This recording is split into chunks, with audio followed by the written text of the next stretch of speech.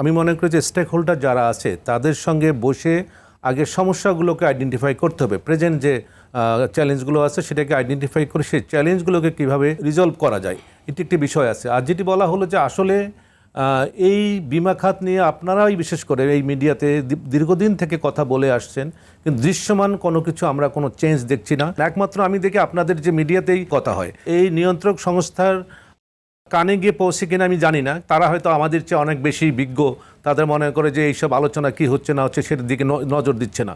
কিন্তু এই যে একটা খাত, এই খাতের যে বেহাল অবস্থা, আমি মনে করি যে বেহাল অবস্থা, এখান থেকে শৃঙ্খলায় নিয়ে আসাটা সবচেয়ে বড় দায়িত্ব এখন উচিত। এবং যেটা বলা হচ্ছে সুশাসন, কেন আমরা এগোতে পারি নাই?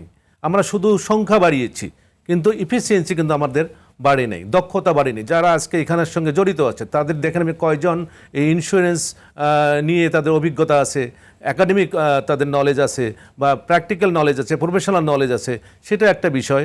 আর এই যে একটা উদাসীনতা যে ক্লেমগুলোকে নিষ্পত্তি করার ক্ষেত্রে, সেটা আপনি যদি পরিসংখ্যান দেখেন যে এইটা কিন্তু কোনো উন্নতি হচ্ছে না। এই খাতকে আপনি নিয়ে যেতে চান, একটা বড় জায়গায় নিতে চাচ্ছেন, কিন্তু যে স্ট্যান্ডিং যে প্রবলেমগুলো আছে সেটা তো সমাধান করতে হবে। আমার মনে হয় যে এই বিমা খাতটা একটা দারুণ ভূমিকা রাখতে পারে আগামী, যদি ঠিক মতো যদি এটাকে পরিচালনা করা হয়।